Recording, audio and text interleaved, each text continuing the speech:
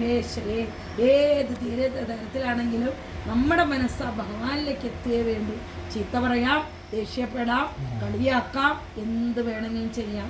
പക്ഷെ അപ്പോഴെല്ലാം ആ ഈശ്വരഭാവമാണ് ഇവിടെ സ്ഫുരിച്ച് കാണും. ഞാനെന്ന ഭാവമല്ല, ഈശ്വരഭാവം. സർവം ഖല്ലിതമേവാകം. ഇതിൽ പറയും എന്താ ഭഗവതം അന്യദസ്തി സനാതനം. ഈ സനാതനമായിട്ടെന്നും 3 കാലത്തിലും ഒരുപോലെ നിൽക്കുന്ന വസ്തു ഞാൻ മാത്രമേ ഉള്ളൂ. ഞാനല്ല, ആ ബ്രഹ്മമാകുന്ന ഈശ്വരൻ അല്ലെങ്കിൽ ഈശ്വരി.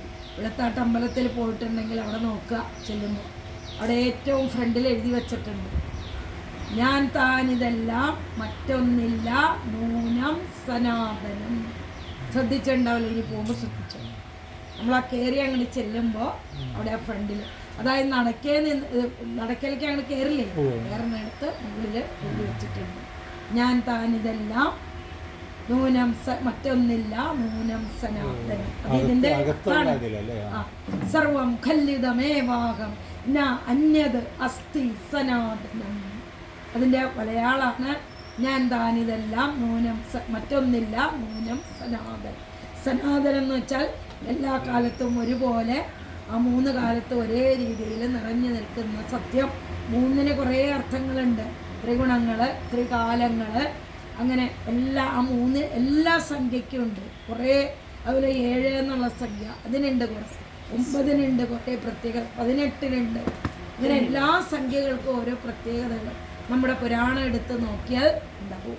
പക്ഷെ ഒന്നിന് ഏറ്റവും പ്രത്യേകത ഏവം ബ്രഹ്മം അദ്വിതീയം.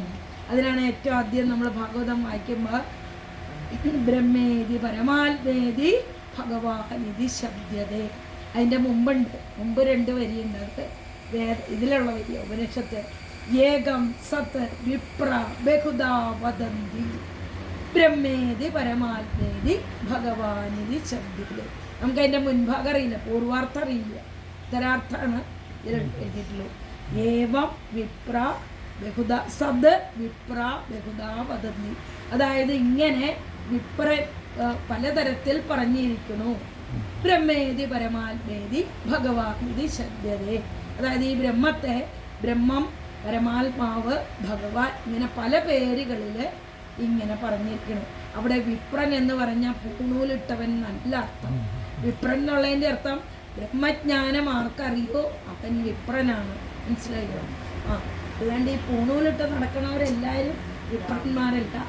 ഏറ്റവും ആദ്യം എനിക്ക് പറയാൻ കിട്ടിയ വിഷയം സന്താന ഗോപാലാണ്. എൻ്റെ നാട്ടിൽ ഇന്നലെ ഞാൻ പോയില്ല, വീട്ടിൽ എൻ്റെ അടുത്ത് സോമന്മാരുടെ അവിടെ ഇതുപോലെ സഹാചാരിയായിട്ട് വായിക്കുമ്പോൾ എന്നറിയോ 2014 അന്നാണ് ആദ്യമായിട്ട് ഞാൻ പറയാൻ തുടങ്ങിയത്. അദ്ദേഹം എന്നോട് ആദ്യമേ തൊട്ടുണ്ട് ചേച്ചി പറയാൻ പറഞ്ഞു. അയ്യോ എനിക്ക് ധൈര്യമില്ലേ പറയാൻ എന്ന് പറഞ്ഞു. ചേച്ചി പറഞ്ഞോ ഒരു കുഴപ്പമില്ല എന്ന് പറഞ്ഞു. അവസാനം ഈ ആ പ്രഭുവിൻ്റെയും സന്താനഗോപാലം വന്നപ്പോൾ അങ്ങേരെ ഞാനിപ്പോൾ വരാൻ പറഞ്ഞ ബാത്റൂമിൽ വൃത്തിയുണ്ടോ പറയാൻ വേണ്ടിയിട്ടോ എനിക്ക് പണി തന്നിട്ട് പോയി കഴിഞ്ഞപ്പോഴാണ് ഈശ്വര എൻ്റെ ഗുരുവായൂരപ്പ ഞാൻ എന്താ അവിടെ നിന്ന് പറയാമെന്ന് എനിക്കൊരു നിശ്ചയമില്ല കേട്ടോ എന്ന് പറഞ്ഞ് അവിടെ ഞങ്ങൾ പറഞ്ഞു. അതെന്തായാലും ഞങ്ങളുടെ പ്രളയക്കാട്ടപ്പൻ ഒരു തുടക്കമായിട്ട് തന്നു. ശരിക്കും ഇപ്പോഴും പേടിയുണ്ട്. നിങ്ങളുടെ മുമ്പിലിരിക്കുമ്പോൾ പിന്നെ അത്ര പേടിക്കേണ്ട കാര്യമല്ലോ എന്ന് തോന്നുന്നു. ആ സമയം സോമന്മാരൊക്കെ കേൾക്കാന്ന് വെച്ചാലേ കഴിഞ്ഞ കൊല്ലം ഇവിടെ വന്നപ്പോൾ എന്നോട് സന്താനഗോപാലൻ പറഞ്ഞോ, ഞാൻ പറഞ്ഞു അത്രയുണ്ട് അങ്ങോട്ട്, ഇത് സന്താനഗോപാല മൂർത്തിയാണ്, അപ്പൊ അത്രയും കൂടി ശരിയാവില്ലോ എന്ന് വെച്ചിട്ടാണ് ഞാൻ വിസ്തരിക്കേണ്ടിരുന്നത്. പക്ഷെ അങ്ങേര് പോകുന്നു എനിക്ക് മനസ്സിലായി. അങ്ങേരെ അവര് വന്ന് ചിന്തപുരത്തുള്ള പെണ്ണുങ്ങൾ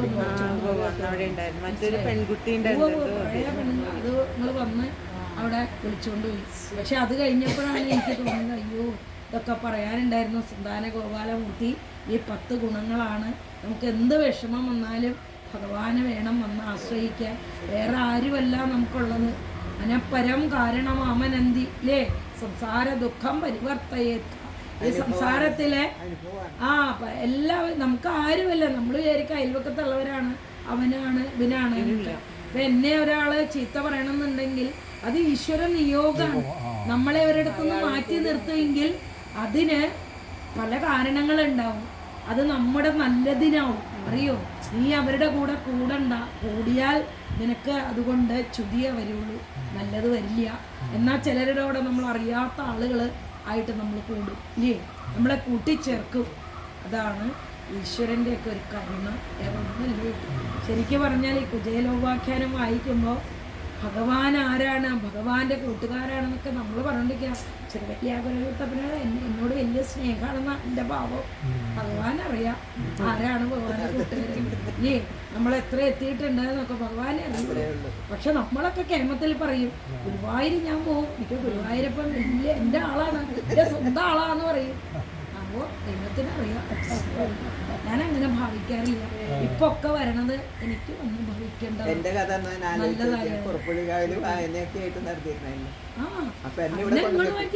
ഞാനിപ്പോ പ്രളയക്കാട് ഇങ്ങോട്ട് വന്നില്ലേ, ഇങ്ങോട്ട് വന്നിട്ടോ എൻ്റെ 28 വയസ്സിൽ ഞാൻ ഈ നാരായണീയം പഠിക്കണ കേട്ടു തുടങ്ങിയതാ. അന്നൊക്കെ ഞാൻ പഠിക്കാൻ പോയില്ല.